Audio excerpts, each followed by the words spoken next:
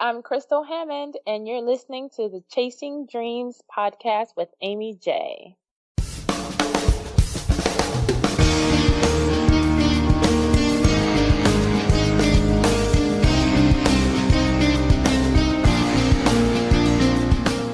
Welcome to Chasing Dreams podcast with Aimee J. Aimee believes that realizing a life without regrets is achieved by taking chances, chasing your dreams, making moves, and overcoming your doubts. The Chasing Dreams podcast will help you overcome life's obstacles, believe in your potential, and inspire you to face your fears. And now here's the woman who is passionately pursuing her dreams, Aimee J. Hi Dream Chasers, this is Aimee J, and thank you so much for tuning in to episode 61 of Chasing Dreams. And I'm bringing a friend onto the show, as many of the guests have been, from a past life I had while I was at the patent office. And her name is Crystal Hammond. She was my mentor, she's a friend, and she is so many other things. She's an engineer. She went to Ohio State University. She has a degree in electrical and computer engineering. She took 7 years to get those degrees. And, there's nothing wrong with that because a lot of people take time to get their degrees. So don't go looking at, hey, it took her more than 4 years. I know a number of people who have taken more than 4 years. And you know what? Doesn't matter because nobody asks how long did it take you to get your degree. That's just a dumb question. So she's also an awesome landlord with her 3 units and counting. I mean, I don't know where she has the time amongst everything else because she used to be a day trader. She's a side hustle queen. She's a paid Zumba instructor, insanity instructor.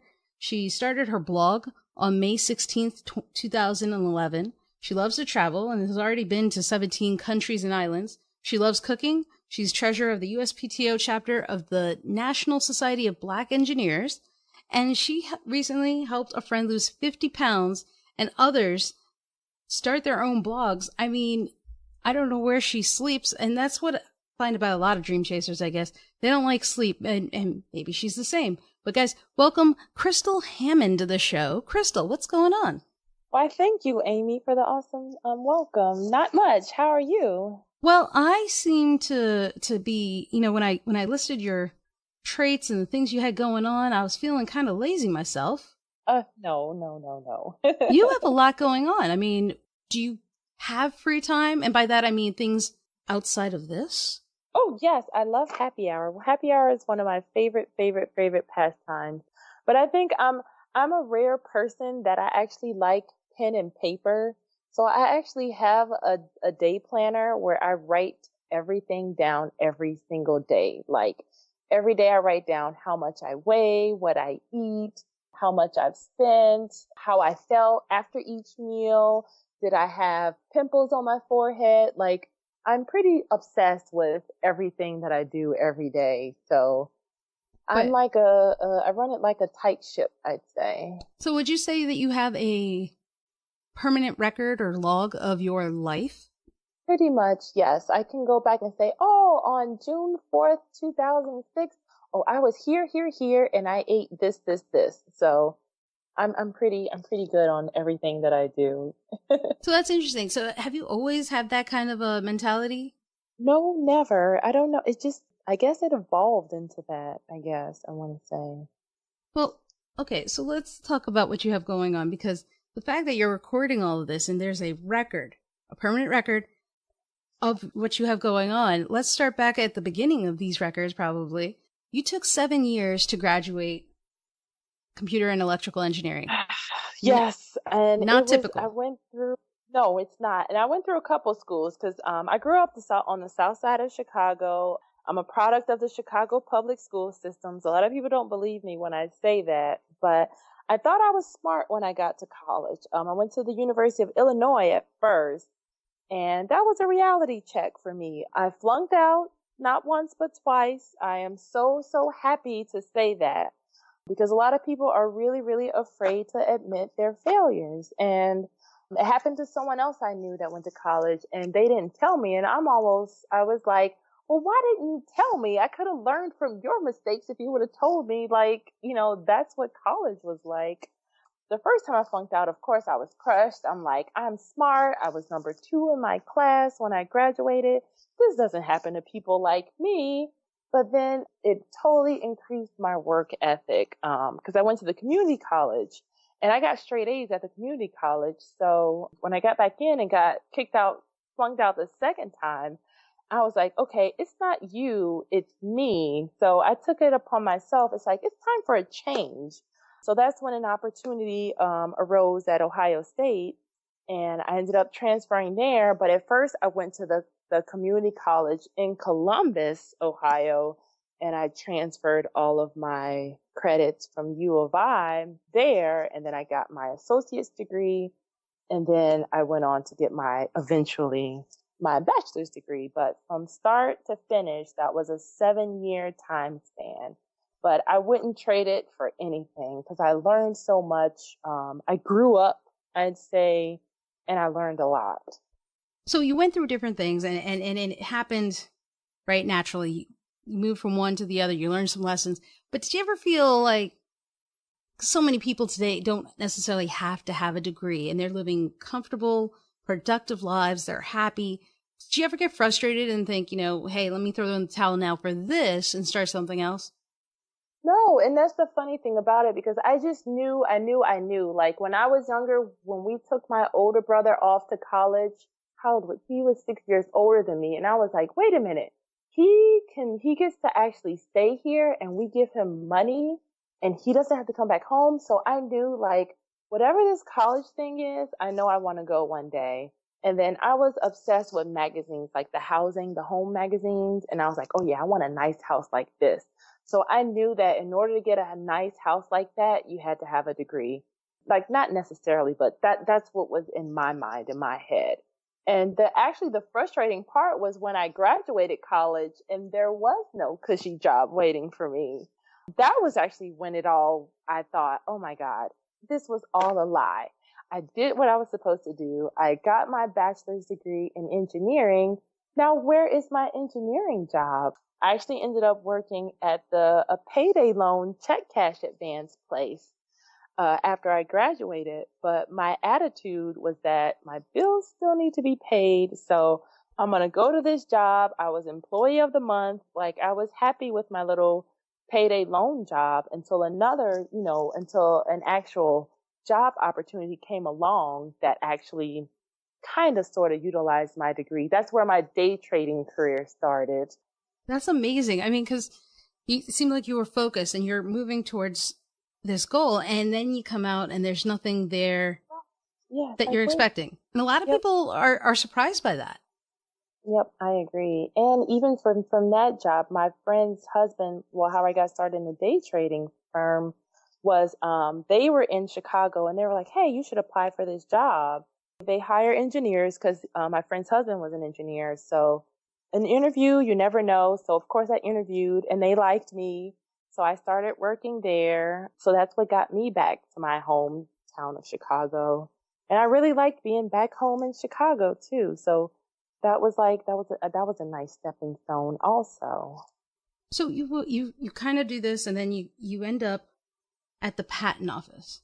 Right. So the day trading thing didn't really pan out. And that's what took me into real estate. And that's when I bought my first property in Chicago. It was a duplex. And I don't think anyone would believe me if I told them this story, but when I was looking for a job, I actually looked in the Sunday paper. Every Sunday, I would look in the paper in the want ads, and I saw an ad saying, they were looking for engineers. And so I was like, oh, I have a degree in electrical and computer engineering. Maybe I should go check this, info session out, because they had an info session in Chicago. So I went to that info session, and I guess the rest is history, because I didn't know anybody at the Patent and Trademark Office. I went to that info session and had an interview. The interview was awesome. The guy was like, oh, you would move to the Washington, D.C. area? And, because he said it was in Alexandria, Virginia. And I was like, I don't know where Alexandria is, but me and my stuff, we will be there. I actually thought it was a scam. And I was like, that's not true. I was like, well, I'll see if I really received like an email and an offer letter. Cause I really did. I thought it was too good to be true because, most government jobs, it's like, it's who you know and things like that. But Sure. nope. The Sunday paper, that's how I got my government engineering job, the Sunday paper. That's that old school way of It doing is. things. I don't believe it myself. I do not believe it myself. That's crazy. But you weren't doing that solely though. So you have your dyslexia, you have a job. I know when I did the initial part of USPTO, Mm-hmm. it was like information overload. Right? It's a whole new mindset. You're reviewing things. That's kind of what we did, or I did, and it's a whole new. There were deadlines to meet. There were things to do, and it was a little stressful, just a little bit, and it's overwhelming. And so I was always exhausted afterwards. But when I met you, you were teaching Zumba. You were Right. still doing the PTO thing. You had houses at that part. I think you had one apartment. I don't think you had 3 at the time. And you just kept, I don't know where you found the energy to do all this. Well, that in comes my day planner. Because before, I never used to keep track of anything, like I do now. I'm almost like a day planner Nazi because I even have a custom one that one of my best friends, she actually specifically created for me, and I love it because it has everything that I need. But that's exactly what it took because I would get exhausted myself. I still have days where I'm very, very, very frustrated. But my planner keeps me in track. It helped me remember that I had my 7:30 with you today. So I just write everything down, and I even make it clear to people. I'm like, I'll have to check my calendar. If it's okay with my calendar, yes. But I never say yes until I have a chance to look at my planner. And plus, there are other things too, just like sewing. I just got back into sewing. So some days it's like, ooh, I'm going to a party. I want to make a skirt, or ooh, I want to make a dress. It's like no matter how tired you are or how tired you think you are, when you have passion for something, it doesn't feel like work. It's fun. It's like, I can't imagine my day without this, and I know you probably feel about that way about your podcast. Mm-hmm. It's like, really, there are things in your life that you're like, I can't imagine going a day without that. And that's how I feel about Zumba, blogging, and things like that. And it's like, I can't imagine going a week without Zumba. Like, it's just something that I love. And there is always, always, always time for that thing that I love. But how did you discover what you love? Right? Did you already have an interest in them and knew that was something you wanted to do? Not necessarily, and it's funny that Obama, he's the one I got this phrase from, because he did say, it's like sometimes the time picks you. Sometimes you don't know until you're called for the duty. Because even for Zumba, the first time I went to a class, I fell in love with it. I was like, oh yeah, this is a class. Like, I like this class. And I always had to be in the front row. Like, if someone was in my spot, I'd, overcrowd their space so they knew to get out of my way. And then one day, the instructor was like, hey, I'm not going to be teaching this class forever, but you should get certified. And I'm like, oh, what? Me? No, I could never teach this. And I'm like, hold on. Let me get up front though.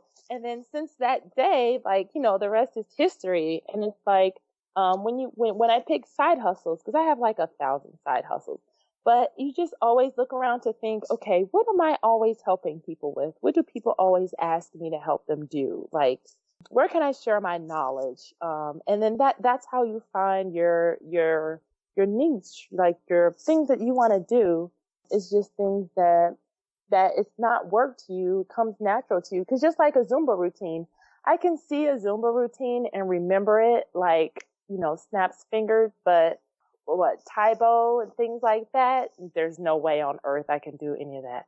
Body pump, no way. If you put me in a gym with weights, that time would go so slow because I'd have no idea what to do. So it's a matter of just finding your comfort zone, find what clicks with you, and just, run with it. Take it and run with it. Now, I listed like a number of your side hustles, but one of them was also your blog. Yeah. And that's actually how we kind of connected a little bit. I know, that is interesting. It's like because I was your mentor, and it was like when we would get together, we wouldn't talk about work. We'd talk about like vlogging and everything else. We really did. Oh, that was funny. I mean, she is a good mentor to anybody who's at the USPTO and has her as a mentee. She is a good mentor. She did help me with stuff work-wise. It's just we connected and bonded over the fact that at the time we were both blogging. And I can't remember if I had just started out or not, but, you know, we both had this thing we enjoyed and we related to it. And you were telling me about Blogger Conference, and you were just about to attend, I think, Blogger 14, maybe.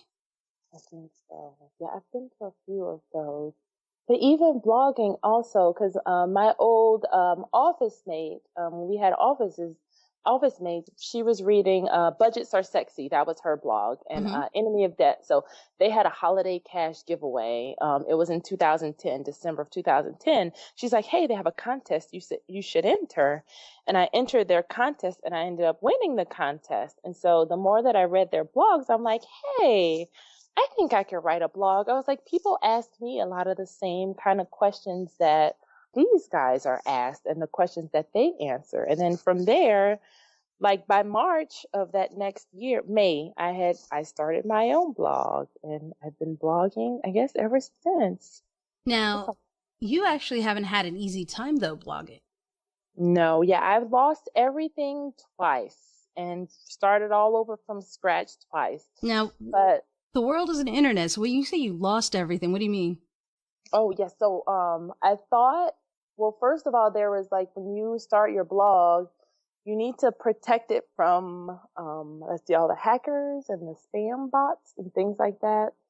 So they had actually gotten a hold of my blog, and they were sending out, I guess, like spam emails and things like that. So I get a message like, hey, your blog is sending spam. We had to shut it down, you know. And I was like, oh, no, not me. Like, I didn't even know what spam was back then. So they shut my blog down. So I had to start all over. Because at first I was sophisticatedtaxpayer.com. Now I'm sophisticatedspender.com. And so the second time I thought I had everything down, but then the same thing happened. And I thought I was backing up my blog, but I was not. But now I make sure that all of my updates, like when you have a blog and you log in, make sure you hit that update button, because the update is not to frustrate you. It's to protect you from the new hackers. There's new age hackers every day. So they protect you from the hackers. But luckily, thanks to working at the Patent and Trademark Office, I know about the Wayback Machine. So I was actually able to go back and look at my old, screenshots of my blog posts. And then I was able to capture things that I had written about previously. So it wasn't a complete loss, because I at least had a screenshot of what I've written about for some of them. And then I also made sure that I subscribed to my own blog, so I'd at least have an email record of my old posts. And so I could keep track of spam, I guess. But I guess I wasn't sending spam to myself. I guess I was sending spam to everyone else. Which, I gotta say, you are very resilient. No, seriously. That's a good way to put it. Yeah. 7 years for your degree. Your blog gets thrown off twice, and you keep coming back to do it. And that doesn't count. Yeah, like even the patent bar. We have to pass the patent bar. I had to take that 4 times before I passed. Even the fitness exam, I failed the fitness exam the first time I took it, because you take a physical exam. I aced the physical exam. So then after the physical exam, they're like, okay, now it's time for your 50-question written exam. And I'm like, oh, we have a written exam? Oops. So I definitely failed that with flying colors. So I had to start all over and take that all over again. So I don't know what it is with me, but yeah, I don't let failure stop me. I'm like, oh yeah, okay. Now I made a mistake. Now I know what you're not supposed to do. Let's do it right the next time, or however many times it takes. Did you have that kind of mentality in like high school? Well, I would say my grammar school, I was so shy. even anyone listening to this that went to grammar school or high school knows, like, I was the shyest person on earth. I was a nerd kid, like mostly straight A's. But I didn't go outside the box. I didn't go outside of the fold. I think I waited till college to really try to explore and figure out like who I was, what I liked. I was just doing what you were supposed to do. Like, I did stuff to not get in trouble, not make my mom mad, do my homework, things like that. All throughout, I would say I just did what you're supposed to do. So finally I would say I bloomed later in life, because then I figured out, hey, this is actually what I want to do. Let's figure out what Crystal wants to do. Let's figure out what Crystal actually likes. Let's figure out what I want to do, not what I'm supposed to do. And I think that was the difference in, I guess, how I grew. Yeah, that's not everybody has that. Not everybody has that kind of experience. So credit to you, and the fact that you've already learned it and that you're doing it. Listen, I'm still reeling from the fact that you have a physical daily reminder record of your life. I mean, most people make it digital. If I spill water on it, I'm screwed. And that's what people say. They're like, your cell phone can keep track of all that for you. And I'm like, no, I need to see it. I need to see it all at once in writing. I get that. So do you take a photo of it and like upload it to something like Evernote so that it kind of, you have a backup of your physical copy? I do not. And I probably should, because I need to start posting pictures too of my gym bag. Almost at least once a month, if not a couple times a month, I'm like, okay, what's been spilled in my gym bag? Like, I reach into my gym bag and it's all wet. So luckily I don't keep my day planner in my bag. And I know to always write in ink, not the marker type ink pens. Oh, yes. Those definitely run. Oh, those are the worst. But yes. Ink pens do not run. So if you see me with my planner, you see that I'm writing with an ink pen so that I know it'll dry and it still be legible. You can trust that brand. Is that what you're saying? Yes, ink. So let's talk about your blog and the things you're doing, because you have a great look, and I've seen the previous ones, and it's still going strong. Why did you approach your blog this way? Because you actually do something consistently for this. You have your stats in your blog. Can you tell us a little bit about what you're doing with this blog, why you kind of put this out there in the sense of in this way? Because you're really sharing a lot about yourself here. I do. My whole goal is sharing and honesty. Like, so many people are embarrassed of so many things they've been through. And I'm on team hashtag, like, don't be embarrassed, like, share, learn, help someone else. Because like, I'm not afraid to admit I've been evicted before, but I own 3 units. Like, that doesn't, just because if you're evicted, that doesn't mean you can't own real estate. I've been through so much terrible credit, things like that. I've cleaned it up so someone can learn from what I learned. I didn't have the internet back when I was trying to clean up my credit. There are a lot of things I didn't have. So now, all these resources are out there. I love sharing my story. And I try to make people's lives easier, because being healthy is not easy. Going to the gym is not easy. A lot of things that I do, it's not easy. I have good days, I have bad days, but I want you to know that there's someone having the same day that you're having. There's someone that's either in the same boat or they've been in the same boat and they're coming out of the boat or going into the boat. So I want to learn from you and I want you to learn from me. So I'm just sharing like honest, raw knowledge, trial and error. A lot of times it's more error than trial, but I just like sharing my story, and I love reading other people's blogs. I love hearing other people's stories. Like, this is a huge world and we have so much to give to each other. So it's like the more I share, the more I receive. Like, the more I give, the more I receive. So the more I give of myself, I'm noticing that I get it back 2,000-fold. So I'll share till I'm blue in the face, just because I learned so much from other people. And it's so helpful. So I see how helpful it is. Like, when you hide things and you're not honest, like it's a burden that you carry and it's stress that you carry also. So being free and honest, like when you're telling your friends, no, I don't want to go out tonight because, I don't have the money, or I don't want to go out tonight because, I can't eat like that. I don't want to gain 2 pounds tonight. I want to cook tonight, and not gain any extra weight. So I really love being honest with my friends about that too. And even when you're like, hey, I know I said I'd go with you tonight to the party, but I don't feel like it. I want to sit home and watch Netflix. Like I want that honesty and that dialogue and that transparency, with my friends and my readers so that they know some days, hey, I didn't feel like posting. I try to post every Monday, Wednesday, Friday, but sometimes it just doesn't happen. Life gets in the way, work gets in the way, vacation gets in the way. And so it's just a way of just say, hey, this is how I am. I want you to accept me how I am, and I accept you for who you are. I understand days that, I don't feel like cooking, days I don't feel like talking. You have that right just like I have that right. You know what I mean? So that was my way of creating like a most open dialogue and honest dialogue of just sharing and coolness, of course. Now, did you base it off of any other, you mentioned one earlier, but you've gone to FinCon. Yes. Oh, also it's my favorite. I've been to all of the FinCons, the financial bloggers conferences. I wouldn't miss those for the world. Like that's my favorite conference ever. Well, having done that and meeting so many different people, right? Because you've also been on Farnoosh Torabi's podcast, yes, correct? So you yes. have had this exposure. You've seen other people and how they're doing it. Have you been influenced, do you think, by those?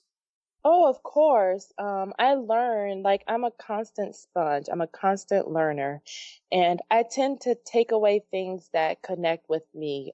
Just like I used to love watching the Susie Orman show also. I cut the cord. I don't have cable anymore, so I really don't watch her like I used to. But I take things that I like and then I put my own spin on things like that. Like stuff that connects with me, I run with it. And then things that, I didn't really follow, then I stay away from stuff like that. Like I am totally on team, stay in your lane. Like things that I connect with, things that I like.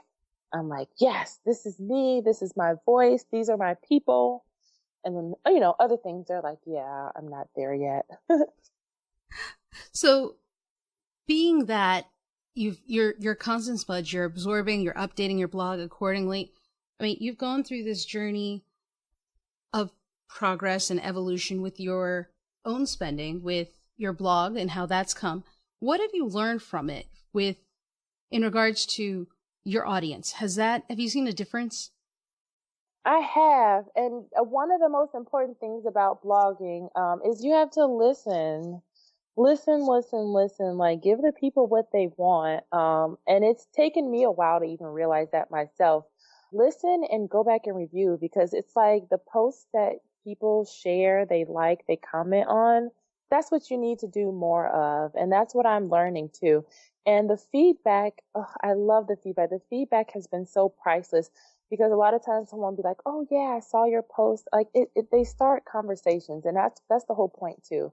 It's about to be, it's about being a conversation starter because they'll say, yeah, you wrote the post about how to travel the world without credit card debt, but you missed, some points in there. So I'm like, oh my God, you're so right. Like it's easy for me to sit and talk to their blue in the face. Like sometimes they'll be like, all right, I gotta go to the bathroom, and they never come back because I talk so much. But it's like things that things that I think I capture in my writing. I guess, I miss points. So that's why it's important to really, really listen because now I'm starting to do a better job of connecting a lot of the dots that I miss when I write because I have a very short attention span. Like if you take me to a movie, I'm going to fall asleep. Like there's no question. So I tend to write short blog posts, so I miss a lot of points. So that's when I get the feedback like, hey, you never explained, XYZ. So I'm like, oh my gosh, you're right. If I was talking to you in person, I would have gone into depth with that. So it's like I'm learning how to listen and, change and tailor my posts to hit more points also, because I miss a lot.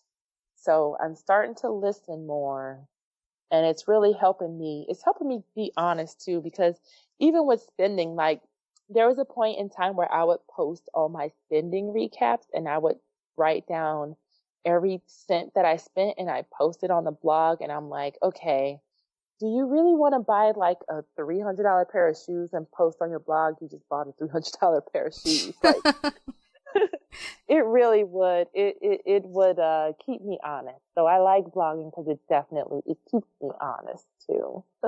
So what do you want to do next, though? Do you have any plans that you're waiting to implement or things you're looking forward to doing? Make that cool million on blogging. No, just kidding. Nice. Nice. I love it. Aim high. Exactly. But since I'm the side hustle queen too, like I'm trying to do more as far as there's a lot of opportunities in the things I normally help people do. Like I helped one of my friends lose 50 pounds. So I'm working on a Trained by Crystal website. So that's coming soon. And then I've also helped one of my friends start her own blog. So I'm going to start helping people start their own blogs also. So, I mean, I've started it. I've lost my blog twice. So I have a little bit of knowledge as far as starting a blog and how to keep it and things like that. And everyone knows that I love a good contest. I love a good challenge. Right now I'm doing a food subscription box experiment where I'm trying all the food boxes. I've done HelloFresh and Blue Apron. I always keep calling it Blue Plate. Blue Apron. I have a paleo one next, and I got another one. So I'm sharing my experience with those. So I want to write a book also. So it's like, that's why I need my planner. It's like I have to write everything down. Even at work at the patent office, every day I write down what time I get to work, who I talk to while I'm at work, like what phone calls I take, what cases I turn in, and what time I leave, what time I go to lunch, what time I go to the gym. Like I write everything down just because I really need that personal accountability in my life. So I try to carve out a couple hours also for each task, because I sew too again, and I want to do a sewing workshop. So that's like that's item number 2006 on my to-do list. So without my lists, nothing will get done. So I definitely have a list, and it's like, what are you supposed to be doing right now? That's amazing. Like, as a digital mind, I'm like, how does she do it? How does she organize and categorize? And how does she go back and find?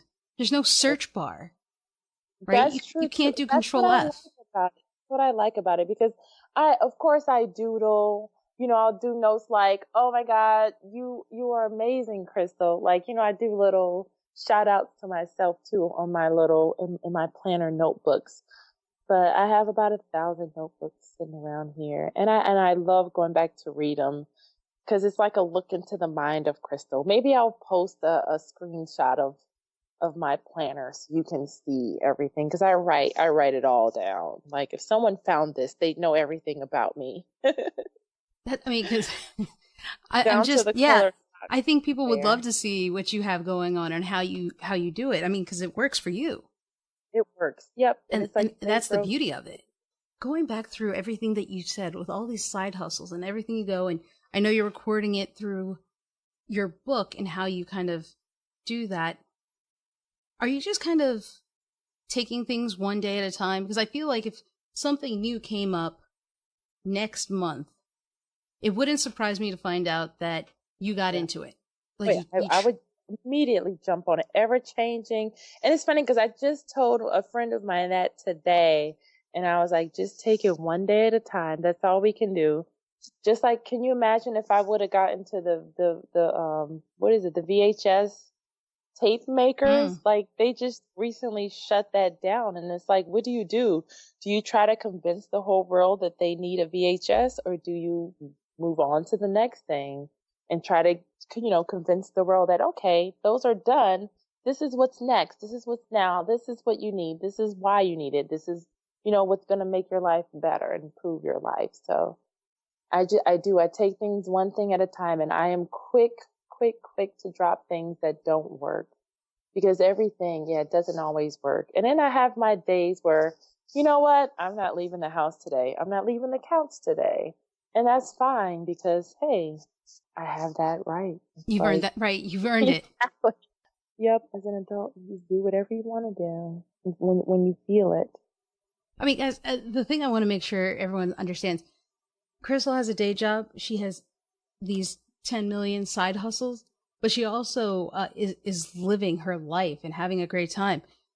Where have you traveled recently? Well, yeah, so I went in August. Let's see, I went to Barbados, See? Caicos, and the Bahamas, and that was cool. And New York, actually, all in 1 month. And then I went to Paris and Iceland by myself this year. Let's see, I went to St. Croix. I don't remember where else I went just this year. But yes, I love to travel and I love to find cheap deals also. Yeah. So that's my biggest thing is looking for deals. Like you plan your trips around a cheap flight and then everything else magically falls into place. That's been my experience. Yeah, well, you're definitely not, just all work, work, work. I've seen your pictures. You look like you're having an amazing time. I try. Yes. Because there has to be a balance. Like Crystal with all work would not be a fun person. So there definitely has to be a balance. And there are days when, and of course no one wants to post hey, another Sunday at the office. Hey, another Labor Day at the office. Hey, another midnight at the office. No one wants to post, things like that. But when it calls for that, that's what I'm here to do. Number one, I do my job. And then after that, it's fun, and more fun. So there's just a balance. There's a time for everything, just like I've been dealing with clutter.